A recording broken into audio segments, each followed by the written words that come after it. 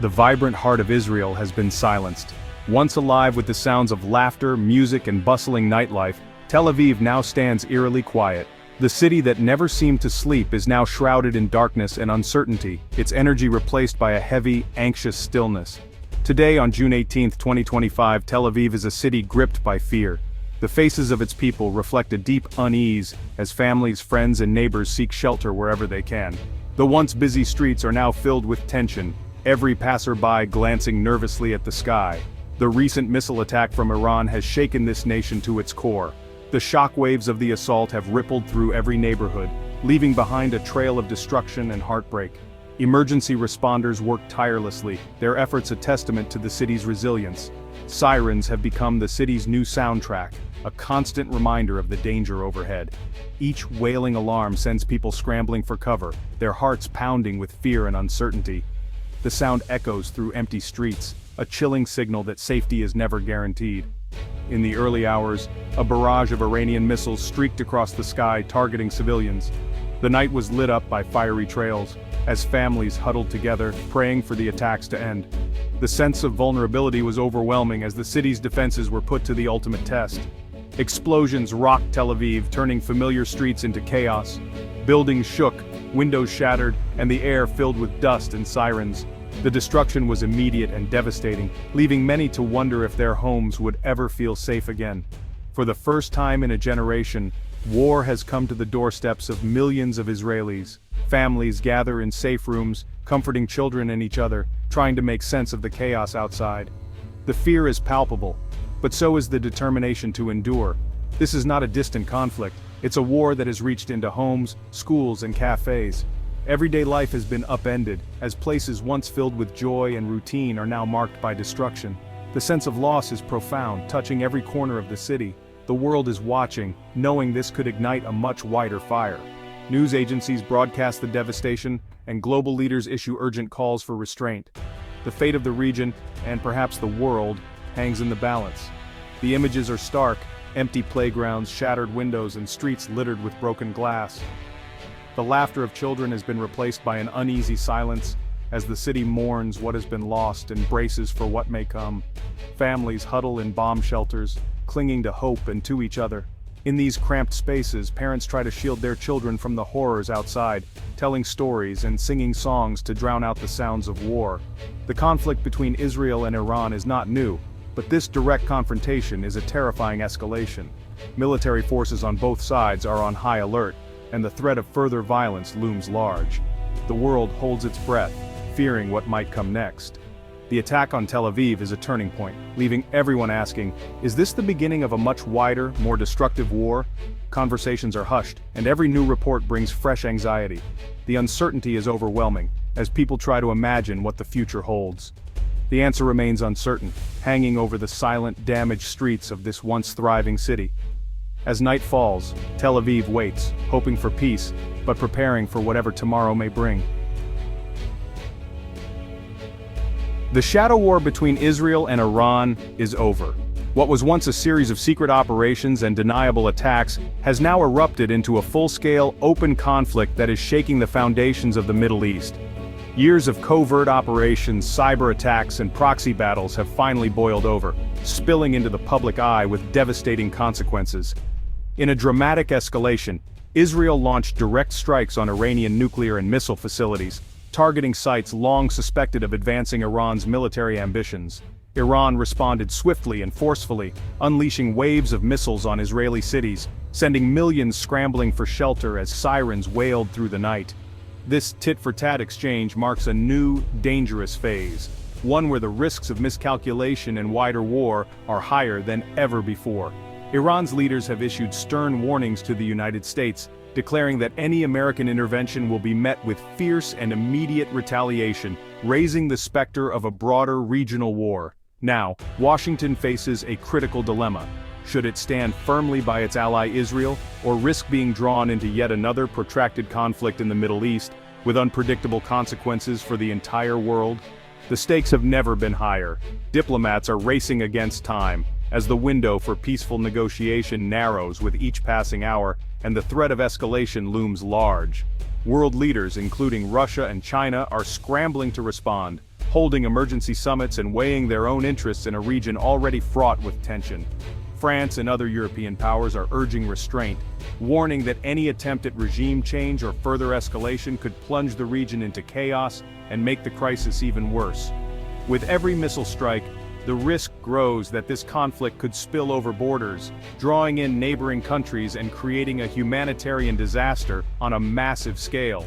The fragile stability that once held the Middle East together has been shattered, leaving millions of civilians caught in the crossfire and entire cities in ruins.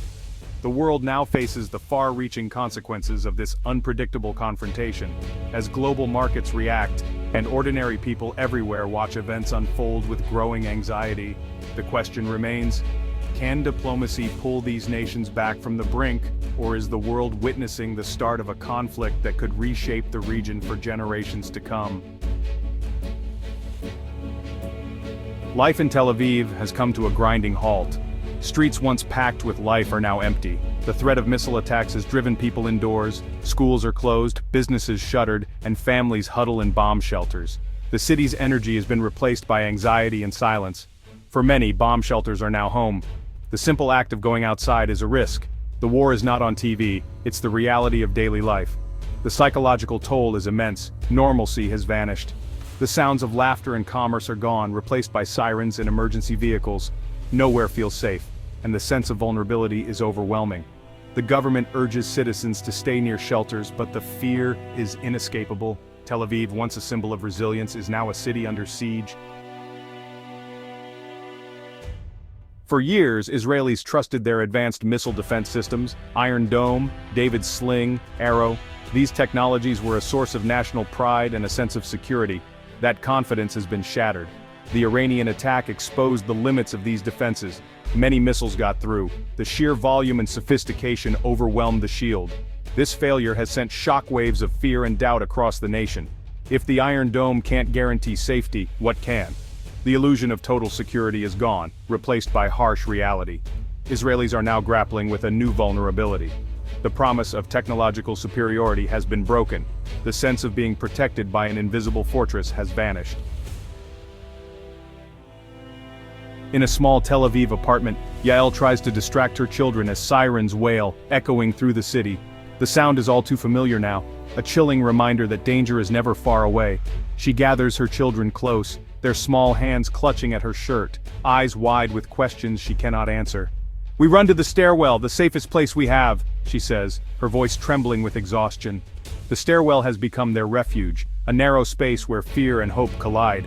Each time the alarm sounds, they move quickly, hearts pounding, hoping this time will pass without tragedy.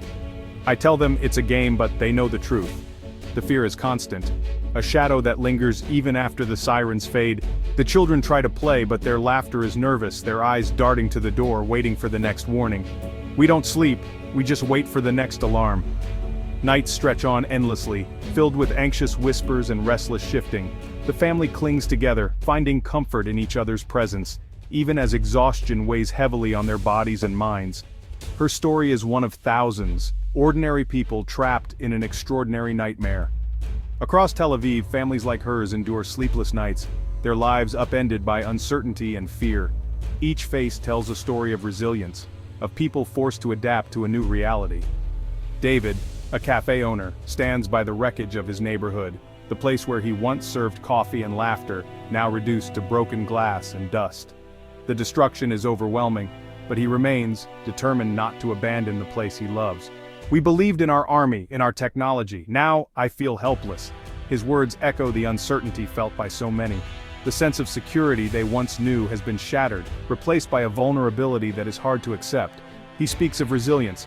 "We are Israelis, we will rebuild." Neighbors come together, sweeping debris, sharing food and offering comfort. The community spirit is tested but not broken. In the face of devastation, they find strength in unity, but something has broken inside us. The pain is visible in their eyes, a deep wound that words cannot heal. Yet even in their sorrow, there is a quiet determination to endure. Amid despair, glimmers of hope remain. Acts of kindness shine through the darkness, strangers helping strangers, families sharing what little they have, and volunteers working tirelessly to support the vulnerable. Maya, a university student volunteering to deliver food, says, Maybe this is the shock we needed. Maybe now, as we come together, we can demand change. Her optimism is fragile, but it inspires those around her to keep going. Maybe now, our leaders will find a real solution.